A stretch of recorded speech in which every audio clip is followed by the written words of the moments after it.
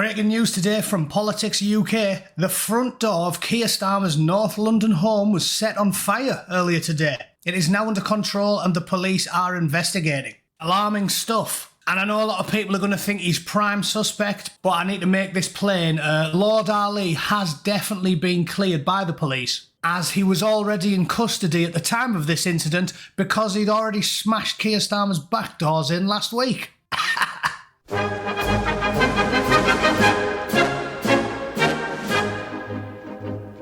Okay, you all saw that joke coming 20 miles away. I apologise. Let's get into the story. I do think that the idea we can instantly blame this on the far right is probably quite a stretch, because if you just have to look at the events of the last couple of years, which group has been more likely to take part in terrorist events in the UK? One of the right-wing groups or one of the left-wing groups? In fact, can you even name a single instance of a significant right-wing group partaking in an attack against a British political figure? Because I can't think of any off the top of my head. And, I try and pay attention to the news. Whereas Keir Starmer, he's been a little bit strange lately, hasn't he? In response to reform climbing up the polls, Starmer's obviously decided that he needs to go all out in trying to court the reform vote, which is absolute lunacy to anybody who's got eyeballs. But I told you lot this in my live stream a couple of weeks ago. The SPADs, these special advisors, and the raving lunatics that are apparently advising the modern politician are clearly just where they are because they went to some expensive school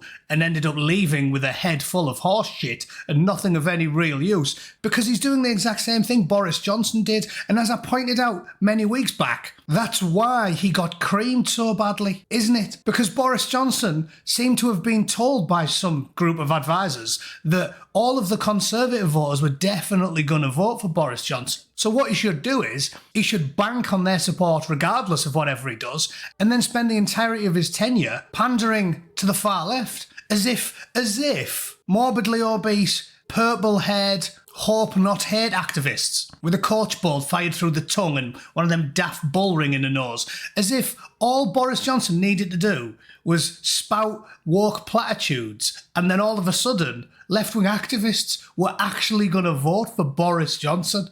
To anybody who, sits in a pub and talks to normal people, it's the definition of lunacy. But it's what the modern politician thinks gets the job done. So despite the fact Boris Johnson got his arse handed to him and Labour won by a landslide, Starmer is now copying the Boris Johnson playbook. And if you think I'm making this up, and you therefore think that left-wing activists would definitely not target Keir Starmer, check this one out from John Duncan. Sorry, this is completely reprehensible. They've reacted to reform by deciding to resurrect Enoch Powell. Spelt wrong. Probably doesn't even know who he is. He's just, he's heard Stuart Lee or someone parroting his name somewhere on the internet. So obviously, if left-wing activists are now calling Keir Starmer Enoch Powell, do you think it's beyond the realms of possibility that left-wing activists might possibly be targeting the Prime Minister of the UK? And also, which side have been emboldened by the behaviour of the current administration? Which side are going to be confident that they can always get away with it? The side that consistently get released by activist judges when they barricade motorways or delay flights or throw things on works of art or start fires near airports. Because you've seen that occurring time and time and time again. Because the very far left are being pandered to by very far left judges and lawyers and activists, only one group's been emboldened by the actions of the British government, and it ain't those right-wing ones, is it? What happens to them when they do protests? Anyone need reminding? Sam Melly, a far-right activist, jailed after a sticker campaign. Yeah, if you get jailed for a sticker campaign, what do you think is going to happen here if you set fire to the Prime Minister's front door? Well, as long as you've got Sam Melly as politics. If you've got Owen Jones as politics, probably get a £50 fine. And we all know about keyboard warrior Julie Sweeney, the 53-year-old woman who lived a quiet, sheltered life, but got treated like Jeffrey Dahmer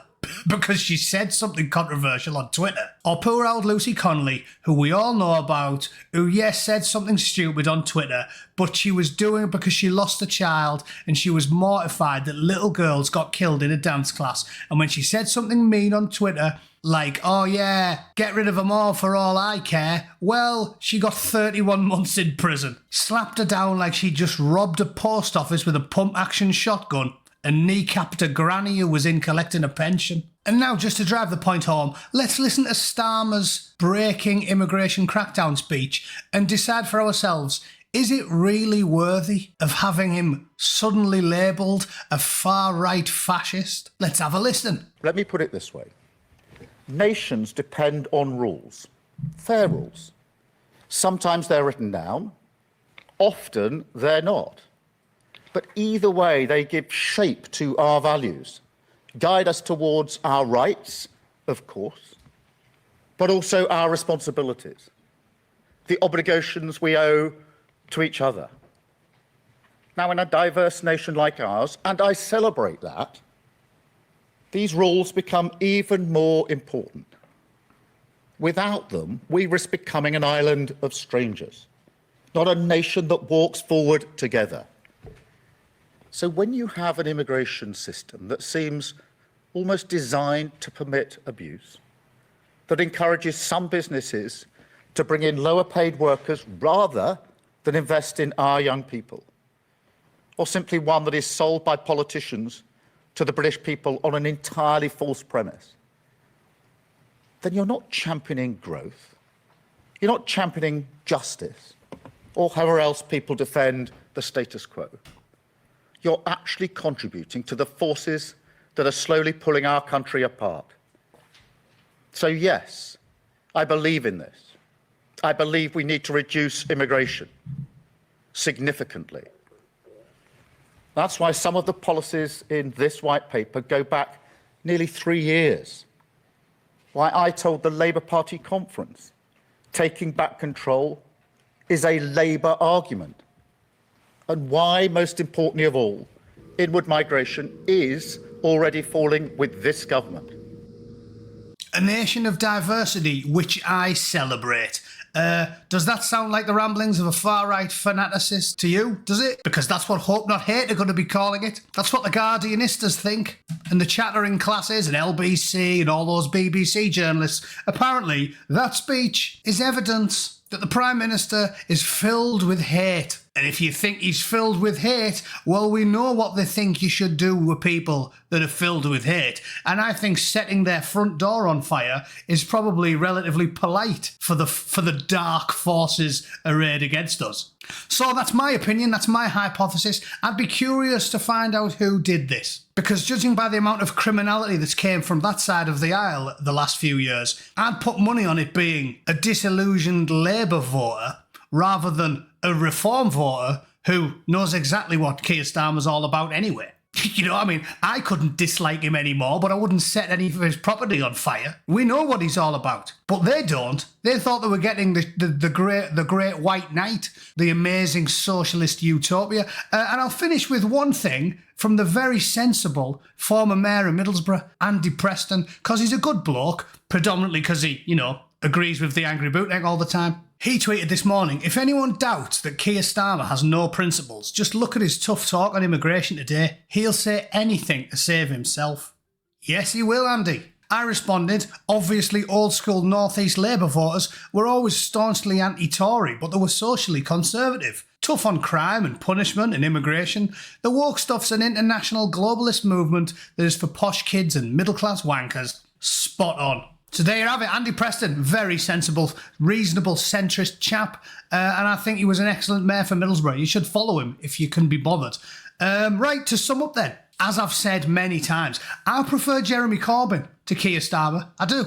Because at least Jeremy Corbyn stands by his lefty Marxist principles and he's held them for 30 years and he hasn't changed his tune. Keir Starmer will say anything to cling on to power, like an evil globalist limpet. The man is an oxygen thief, and he paints people like me, the aforementioned old school North East Labour voter, yes, back in the day, as somehow contemptible, when on all those on all the old school policies, I was left wing. I was pro-LGBT way before it was fashionable. I don't care about abortion and euthanasia and all these dafty American conservative things about vice and virtue. As far as I'm concerned, you lube up and daisy chain round the gay bar above the Las Vegas casino all you want, lads. But in the crazy world we're living in, I'm an extremist fanatic and the insane globalist sociopath who jails people for getting upset on Twitter is apparently the reasonable one. A man who will say and do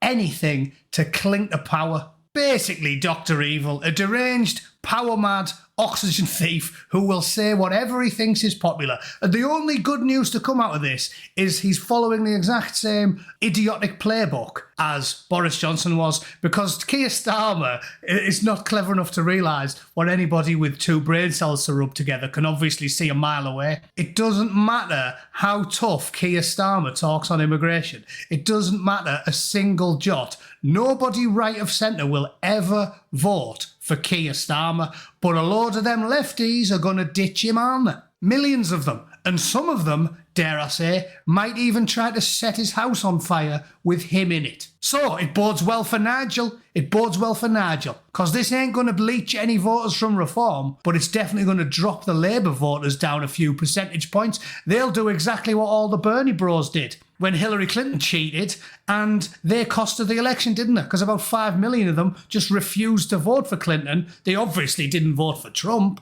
but they just stayed home and the Orange won. Well, the same thing's going to happen here. So Nigel Farage must be rubbing his hands together. The spads are still about as much use as a nun's tits. And it's a good day for old Frogface, isn't it? Anyway, they're my thoughts. I'll be very surprised if this turns out to be a disgruntled reform voter who's angry at the Prime Minister for doing exactly what he expects the Prime Minister to do, which is be a fence-sitting little weasel. So let's see what happens, all right? If you think I'm wrong, please let me know in the comments. I love arguing with idiots on the internet. It's almost a hobby at this point. Thanks for tuning in. I'll see you all tomorrow. Toodle pip. Cheers.